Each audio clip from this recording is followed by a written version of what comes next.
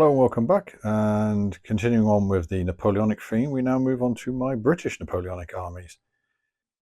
I bought figures from a variety of different companies, though the bulk of this army was actually collected by my dad, and I have inherited it, and I have, to a certain extent, tidied up, added extras, moved some stuff around, made it more to this rule set which I use, which is General to Brigade normally, which is a 1:20 figure ratio. So for the British battalions, this is 30 to 40 figures as a standard.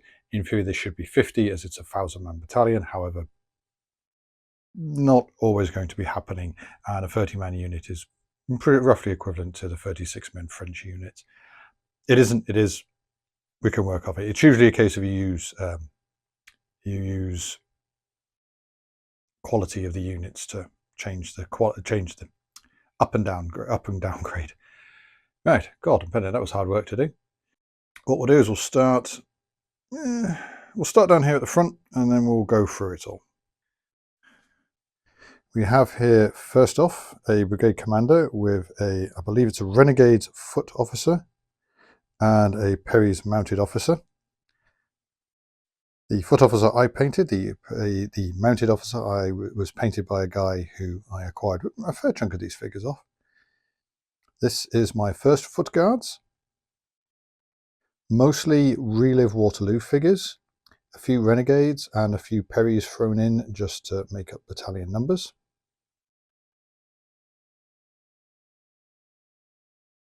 This is a 40-man unit, so these are stands of these are stands of 8 figures a unit, as the guards were typically overstrength or were maintained at higher strength levels than other line units. And then we have my second foot guard unit. These are all Renegade figures. This unit is set normally up as a 30-man battalion. However, I have I had an extra stand and enough figures left over, so I made them up to have it make it a 38-man unit. So still overstrength. However, there's a scenario that this particular brigade is based on, which had a guards battalion of 40 and a guards battalion of 30. Now, something you might notice is that the colours are different on each unit, in the sense of these are from, as in the style is from one company, and this is from a different style. It's also the fact that they're the wrong way around. Well, are they the wrong way around, or are they the wrong way around? These guys are the wrong way around. The first foot, unfortunately, my dad was the one who set this unit up, and he put the colours on the wrong way around, and I haven't turned them around yet, and I kind of can't be bothered. Maybe I will at some point. Depends how energetic I get with it. Energetic is probably the wrong word. Depends how interested I get about it. Yeah, probably the better way of putting it. When I become bothered enough to change it around. But the interesting thing about the British Foot Guards is that the King's colour is this one. Hence the reason why it's on the right. The battalion colour is the unit flag, which in any other unit would be the King's colour, and that would be the battalion colour. But hey, there you go. So we'll move down the line and into the regular line troops. Anyway, yes, so the regular line troops. So brigade commander, the drummer figure is I believe he's from Hinds, and the officer is a Perry's officer in a coat. And so we have from Elite Miniatures, the 53rd of Foot, the Shropshires, because my dad is from Shropshire, so is my mum, so he wanted his home battalion, and he was also a KSLI infantryman, or light infantryman, so he wanted his Napoleonic equivalent of his unit. Elite Miniatures, 30-man battalion. These are white cuffs and collars, hence the St. George's flag. And then I say that, and then it's like, no, sorry, apologies. They are red. So they are red cuff, because you have units which are stereotype of British units is yellow. However, it's yellow, royal blue, buff, red, white, green, and so on and so on and so forth. And this unit is, the Shropshires are a red cuffs and collars unit. So their colour, instead of being a red flag, is a red cross on a white background. But that's an Elite Miniatures battalion. And then we move on to my second Elite Miniatures battalion, whereas the Shropshires are firing. Where are they? The 44th of Foot, the East Essex, are advancing, including their riflemen add-on to their light company. It's totally not the South Essex, honest governor. There is no South Essex. To be honest, for all the people who are big Sharp fans, there is no such unit as the South Essex. It's not on the normal rolls. The closest I could get was technically the East Essex. So, yeah, we'll just have to live with it. And then followed up behind them is, as he tries to go find them. Apologies, I need to check the numbers. That is the LXIX. Oh yeah, that's the, there we go, they're my 69th of Foot, the South Lincolnshires. They are a green marked unit. This was a unit I bought as is. Hence the reason why, whereas with this unit, it has split base for the light company. This one doesn't, because I haven't gotten around to splitting the base yet. Now, this was a unit I bought off, I think it was eBay. The other guy painted them up. They are Perry's figures. Very nicely done, I must be honest. Good little bit of detail on them. Very Peninsular War. This brigade essentially is a very Peninsular War, as they're all in stovepipe shakos. Again, as I said, and I said they are Perry's figures. So 2 elite battalions and a Perry's battalion. Moving on, we have our first of my generals from Relive Waterloo. And these are the 2 renegade battalions, 2 more renegade battalions. I keep saying that. I have to. The problem is I have no idea where I got the figures from. I acquired them. The box said they were renegade Napoleonics. I could be completely wrong on that one. I'm like, I'm not going to worry too much about it. So this is the 19th of Foot, the 1st York North Riding, in a sort of mixture of firing line and marching. And then behind them is the 84th of Foot, the York and Lancasters. I might have got that the wrong way around, but yeah, they're basically my Northerners, two more my Northerner units. All 30-man units, and then we move on to my Portuguese troops. So I have a Cazador. I got shouted at once. I'm not 100% sure because the way it's written and the way it's said doesn't work. But the Portuguese light infantry. These are done into split bases, mostly because of the way it runs. You have your 2 centre companies and you have like your forward companies. Rifle armed. I believe these are Perry's figures, though again, I could be wrong on that one. Portuguese officer. I had a couple of extra officer figures and so on. I still have them if anyone's interested in some Portuguese officers. Foot officers, admittedly. So I wanted to have a brigadier and basically an aide. And then 3 battalions of Portuguese line infantry. These are plastic figures, so they're quite light. Again, I believe they are Perry's. Uniformed in their blue. Very similar uniform to the British line troops, just it's blue instead. Flags for these units, most of these, a couple of these units were purchased. These ones I printed off at work. I think I got them the right way. I got the right flags for the units and their facings. I'm not 100% sure my Portuguese troops, they kind of were a random acquisition, and then I got lost a little bit with it all. And I'll just do something for them. So moving across, my Amazons in skirts. So the elite colonel, a Hinds officer. And let's see, these are my, there we go. So that is the 92nd Gordon Highlanders. Oh, I got that right. Oh, so are they the Cameroons? Hang on. It does say on the flag. As he tries to see. Can't see the numbers. Oh God. Where are you?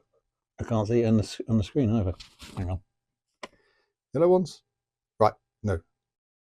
I'm going to get shouted at by a Scotsman. Right, I believe these are my 92nd Gordon Highlanders. So these are Relive Waterloo figures. They are actually the Black Watch figures. It took me a little while to realise it because they've got red plumes. I'll just repaint those at some point. So this is my 42nd Black Watch unit, which is a Victrix unit with some Perry's light, elite company to represent the Grenadiers and the light unit. Again, I painted them up with a red, and I did try my best to do their kilts. I don't know how well that's seeing. Yeah, there we go. I did my best at tartan. Not brilliant at it, I will be honest, but I think it's okay.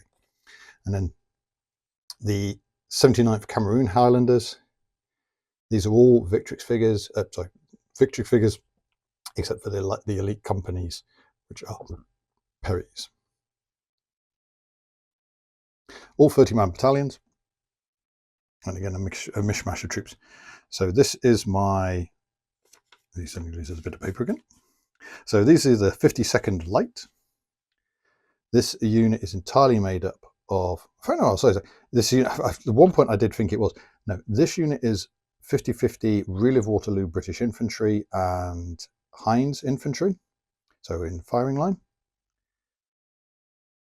52nd, blooming out, 95th Rifles, 1st Battalion, done as a split, as a light battalion, so it's split bases and such, and a Jaeger Hunter Battalion, Cazador Battalion for the Portuguese troops, as the British tended to brigade a Portuguese light battalion with their red-coated light battalions, and the Portuguese infantry brigades tended to be left on their own with their integral, their own light troops.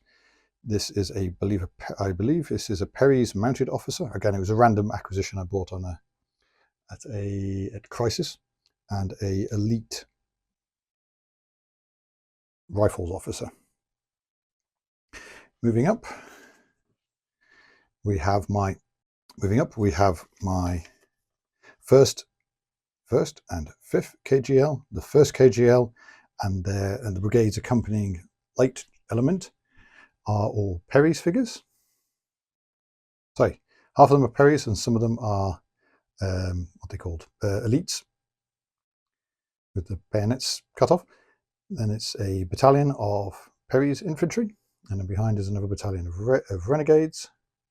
That's the reason why you got a unit in stovepipes and a unit in the Belgiques, and then a Perry's general to lead them. Big jump over to the far right. We have the 2nd Dragoons, North British, Scots Greys, a mishmash of Hinds figures and Relive Waterloos at the back. I think they do go well together. Then we come forth, we have 1st Dragoons. A little bit of a mishmash. Yes, there are some sort of elite, household cavalry troops. It's a little bit of touching up of the paintwork and so on and so forth, but I'm not going to bother. It doesn't bother me enough, and I don't think anyone's ever criticised me for it. But yeah, that's again Hinds figures with some Relive Waterloo figures. Then we have a Hussar squadron, or a pair of squadrons. Again, Relive Waterloo figures, and then some elite miniatures. These are KGL Hussars. There's about 2-3 squadrons worth of men here. And then a Relive Waterloo gun and horse artillery crew, and my other Relive Waterloo general. Coming up, we come into what essentially are just pure 100 days troops, which is Brunswicker infantry. So Brunswicker line and guard, the big plumes. These are the troops who actually did wear black. Prussians wore dark blue. They just didn't have the white facings like the French. They essentially, hence the reason why it's Prussian blue. It's very dark. These men are the ones who actually wore black. Figures, I believe, are, I want to say Perry's, though I think they might, they're not elites. I think they are Perry's. There could be, there's a few Hind figures mixed in as well. Hence the reason there's a couple of figures slightly smaller, and there's a few Relive Waterloos mixed into the battalions. These again were something that I purchased and I rebased them, touched them up. I'm not so sure actually with these guys. I think some of them I may have purchased them in a certain state, and then I repainted them a little bit to make up my battalions. In theory, these units are, rather than being along the British model of 10 companies of 100 men each, these are 4 companies of. Sorry, my brain's just come. These are set up as 4 companies, in this case having 8 figures apiece. 160. My math has just escaped from me. Yeah, 160 men. Brigadier having a drink, and then the Duke of Brunswick and his staff. These I know are Perry's.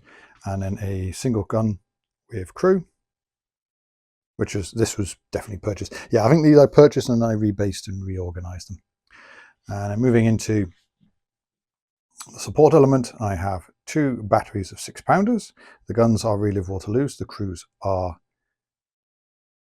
Elite miniatures. And this one, I'm not 100% sure. The guns and crews came together. I purchased them for my dad. I think they are Renegades. 4 guns, 9-pounders. And then a pair of, I think, Hinds officers. They're not artillery officers properly, but they were just, I like the poses of them, and I thought that'd be good for an artillery command team. Moving across, so lots and lots of brigade stands. Here are my 2 divisional command stands, 2 figures for the brigade for divisional. These are Perry's figures. So again, they were purchased pre-painted. I just rebased them, waving their bicorns around. This is my, you could call him a corps commander, but the British never functioned in corps, so he's a detached force commander, detached army commander from the Duke's main force. Yeah. 3 officers, staff officer, general of some form. Could be Crawford. I think Crawford was running, or was it either Crawford was running around on his own at one point. And then we have the peer himself, the Duke of Wellington, with his staff, very much organized. The guy I purchased a lot of this stuff off was someone who liked to refight Waterloo. He did a big campaign thing for it. So it's Wellington, Wellington at Waterloo, hence the reason why there's the Belgique Shakers. Good thing about this army is it's essentially, to me, it's an 1812 army, because some units are in Belgique, some people are in Stovepipe. It's just that little thing that allows me. If you want to get grognardy about it, I can't fight the early wars, but then again, I'm the sort of person that would go, but I want to pick on the Dutch. I want to go slap the Danes around for the early war. And then I have my 7 stands of skirmishing infantry. Mishmash of troops, some are Perry's, some are Renegade, some are Elite miniatures mixed in. Just guys that I had left over, some Victrix figures, they're just whatever was left over for use. A couple of officers mixed in. I think there is a bugler somewhere in amongst their number. Just allowing you to have, it allows that sort of little extra skirmishy screen. There we go. So I think this is about 800 figure unit, so it is the second of my second largest army. The French army being the largest, this is the second largest. I believe the Russians are the 3rd largest, which will be done at a later date. And then the Duchy of Warsaw is my smallest army, though I think again it's the Imperial Guard. Sorry, my 40k Imperial Guard army is then larger than that, and so on and so forth. Figure counts. Lots and lots of big armies. Wait until my World War II stuff starts coming out. That's just tanks and infantry, and for some reason I have them in 20mm and in 6mm. But hey, having a division of something is always handy. You know, this force can be jigged up to be either say a division of cavalry, in this case a brigade of heavy and a brigade of light, and then multiple brigades buddied together to make up a division, or at least 2 divisions of infantry, with a division of cavalry or a small division of cavalry, depending on how I want to play. Generally, most of the scenarios I play are probably only 2 to 3 brigades strong anyway, so it's a single division on the field. Right then, thank you very much, and we shall hopefully, you'll hang around for the next one.